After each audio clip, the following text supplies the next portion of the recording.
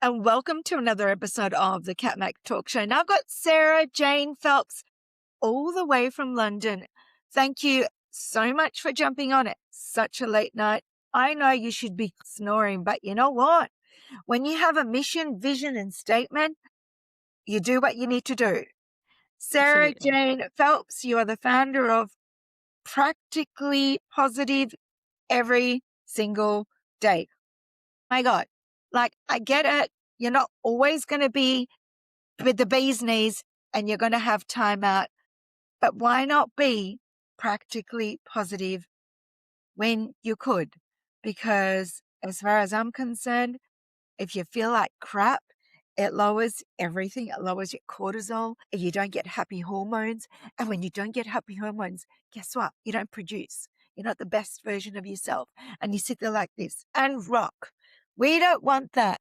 We want to share positivity. We want to share your best genius zone. You're on a mission to reframe the word fail, which you're going to talk about in a second. However, this didn't come about because you just woke up one day and gone, you know what? I'm just going to change my whole life, start up a brand in a business called Fail. Now, my job is to get your voice out. My job is to share your voice because one person's going to have an impact. And if I can impact one person through you, I've impacted the masses, which means you're going to be able to build your brand. You're going to be able to do your stuff. You'll be able to do what it is you set out to do. And you know what? Tomorrow, it may change. And that's okay too. Absolutely. So, Sarah, over to you. How did it start? Talk to me about a little bit about where it started and where it came from. Okay. Well, first of all, thank you for having me. I'm absolutely thrilled to be here. I love sharing this story because I want to help people like me sort of 4 or 5 years ago. That's when the mission started. So I'd reached a point in my life where I didn't feel like me. I'd always been a really positive person, if one door shuts because another one's going to open. And I got to a point where my marriage was failing. My life didn't look how I thought it should look. And I've now banned that word from my vocabulary because it puts so much pressure on ourselves to be a certain way. And as my marriage was falling apart through no fault of my own, I got to this point where I was almost like an out of body experience. I was looking at myself, going through the motions of my life in this what had become a really unhealthy marriage with a very small child, not feeling like me and feeling very much like I had failed at being a mum, failed at being a wife. For years, I'd been very much a people pleaser and was, a prefect, had to get everything right. And so because of my faith, we get married for better or worse. I just thought this is the worst part. We've got to get through it. But it was making me physically poorly. I was really, really unwell and realized actually that's not good for me. It's certainly not a good example for my little boy. And actually, in the end, it wasn't what was best for my then husband. And through lots of soul searching, I'd gone to talking therapies, I'd done some 12-step work and had discovered NLP, so neuro linguistic programming. It's about rewiring the brain into what we think is what is the right way to do something and actually what is the healthy and correct way for us to do it at that time. And I learned to look at things from a different perspective, shift how we look at things.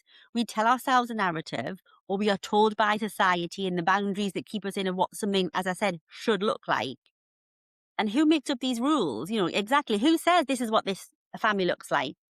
I was going, and I think you've answered the question I was going to ask you. You'd have every reason to feel that way with regards to your story, but at one point, did you say it's costing you more?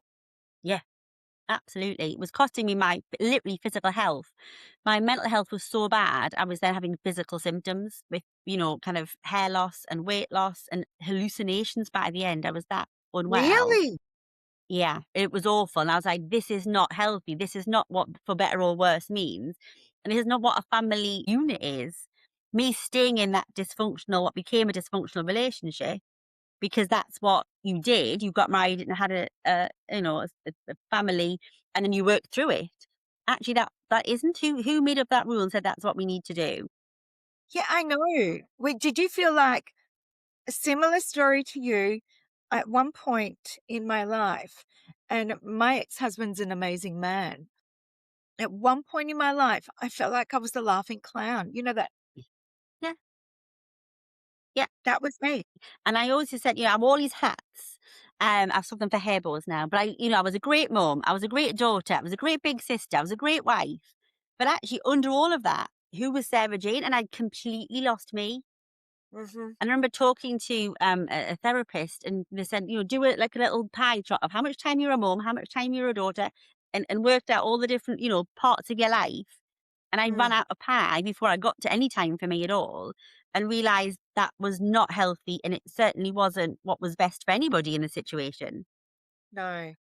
And so had to, which was the hardest thing I've ever done in my life, had to end that marriage. And through part of doing that, I realized what I was struggling with was 5-year-old me, unbeknown to adult me at the time, had made this ridiculous promise because my mum and dad separated when I was very little. So 5-year-old me made this subconscious promise to myself of my child will never grow up and come from a broken home, which is the most awful term. But when I was little, that's what the term, for a divorced or separated family was.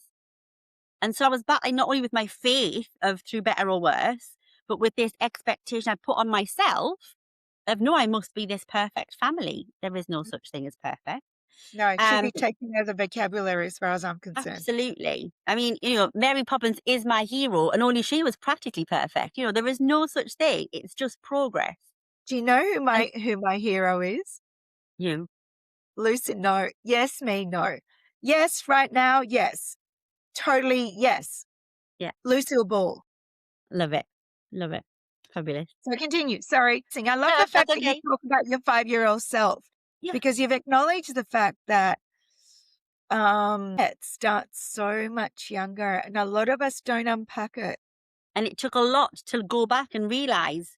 And so what I had to do is actually sit and ask myself, what did that 5-year-old really want? When she made that promise to me, to my older self for the future, what did I actually want? What I wanted was two parents that put each other's needs first, that both loved the little child and were on the same page on what we were going to do as a family. They had each other's back and they were a team and they were a family unit. Now, who says that needs to then be husband, wife, and live in one house? Nowhere was that the promise. I wanted that family. So actually, by separating from my husband and living in two separate houses, it took some time and it took a little bit of work to kind of get back on the same page. But actually, we are now stronger than we have ever been, 5, 6 years on. We co-parent really well. We still spend a lot of time together as a family unit because my little one is still quite young. So football trips, birthdays, family occasions, we don't make him choose between, parents. We do it as a unit. I have got what that 5-year-old wanted. It just doesn't look like society said it should look. But as I said at the start, who says that's what it needs to look like? We have redefined that. We have reframed what that family looks like for us. And actually, I hadn't failed at being a wife. I hadn't failed at being a mother. I just had to learn a different lesson and go on to do it our way, what works for us. And actually, we are much happier. We are much healthier. We lead a much better example for our little one in this unconventional family unit. But I've still got what I wanted. I just had to get it a different way. And I think we get so fixated on this is the only solution to that route. There's only one route to get there. And we need to be, able to look at something and think, right, what is it I actually want? And how else do I get that outside of that box that we're all put into? And so that's And yeah, where what I now teach came from, absolutely from wishing somebody had shown me that or given me the tools to get there quicker. and do you find that you really needed to be honest with yourself? Because if you're honest with yourself in terms of how that should look like and go, it's going to be okay, then you can navigate that unconventional way of the family unit. Because I was the same. But nobody's saying that you can't partner up and have love elsewhere. and actually be honest with your children. And I think that's also been, and now I'm digressing and I'm like going on a tangent, but I find that people struggle with having an unconventional family and how to navigate finding love again without tarnishing your children. What But I was, yeah, think if you're absolutely. honest, the kids are so much more resilient. It's our issue. Just saying. Absolutely. Yeah, it is. And it's often what we think other people would think of us. That's what stops us from doing anything. What will somebody else think? What will they say? Well, actually, you know what? It's not their business. They're not No, living in that family unit. As long as everybody in the family unit is on the same page and you have open communication and it works for open you, communication. you don't need to explain it to somebody else. You don't need to No, justify it to somebody else. As long as you're all no. happy Yeah, in that, and yeah, it is about communicating that and making sure that it's not just one way or the other. There is a conversation that happens and you both agree that way forward at each step. And that will change over absolutely. time. It has to evolve as we evolve as humans. And it might change. So you're on a mission to reframe the word fail. What does it actually mean So in your eye? I want it to stop being a negative word that we try not to fail and reframe it to first attempt in learning. I love And that. the two examples I always use, and I talk about this everywhere I go, is when we were children, none of us, were born that we could walk. We all had to learn. So we would crawl, we would then kind of pull ourselves up on the sofa and, kind of shuffle along. You might get hold of somebody's hand and take a couple of steps and then sit down again. And I always say that's not walking, that's just falling gracefully. But nobody kind of went, oh, well, I tried, I'll just sit here for the rest of my life. We got up, we tried again. And actually, those people around us were going, come on, you're doing really well. We're cheering. Every time we fell over, we got cheered and clapped for falling over. We hadn't walked, but we were trying. And then we kept doing it until we could. As adults, you have to learn to drive a car. You don't say, I'm taking failing lessons. You're learning to drive because you haven't done it before. Love, you know what? I love how you said that because my son's learning how to drive. I'm so going to use that. And nobody expected him to get in the car the first time and be able to drive. Like, No, it's not expected. You've got to have lessons and learn and pass a test to show you've learned enough. So why, when we then do something else, quite often in business or, trying to learn a new skill, why do we then have this expectation from society and from ourselves that we need to get it right the first time we do it, that we need to be great at it? Like, we're human. We can't know everything about everything. It's impossible. And so you have to learn to do things. And actually, I learned a really great sort of phrase years and years ago at a business event I was at, and it stuck with me. And it is this: the most successful people will fail more than the average person will try. yeah, so And that true. blew my mind because when you think of someone that you think is successful, it'll be different for all of us. But all right now, you can think of someone that we see as successful. We don't look at them as failures. And yet, I bet if we had a conversation, they'll have failed loads of times because that's why they're successful. Because we learn more from the things we get wrong and go, right, what do I need to do differently? Who else do I need to get involved? What else do I need to learn? What don't I need to do? And then you do it again. Yeah. Because if you're not failing, it means you're not trying. And if you're not trying, you get left behind. It's as simple You as that. get left behind. You get left behind. You end up doing what you said you do within reason. Everyone's different. And yeah, you're absolutely right. I'm just thinking back. My favorite term I was taught by one of my bosses when I was 19. He said, the only thing that remains the same is change. And I have Yeah, absolutely. taught that with every team I've ever had. The only thing that ever remains the same. And I'm like, okay, come back. The only thing that ever remains the same is change. When I'm feeling crap, I'm like, okay, season of change. The only thing that ever remains the same is change. I love that you are sharing and you are changing the way we look at things. And I'm hoping that there are women, men, children out there that hear your fail method, first attempt at learning. Like, why don't they teach that in school? Tell Like, me about it. I and I'm wish. not taking it, and I don't want to take away from the fact that children out there need to be more gutsy. That's not what we're saying. We're saying actually be gutsy, by failing, F-A-I-L. Yeah. As opposed to going, Absolutely. oh my God, I don't want to fail, so therefore I'm going to do this and not do Yeah. anything, and And I'm not not do going to anything. be there. Exactly. Yeah, And that's yeah, it. As adults, we learn to worry about what might happen, the what ifs. What if this doesn't happen? What if someone laughs at me? What if I get it wrong? Well, yeah, you might, but actually also what if it's great and what if it goes really well and what if people applaud you?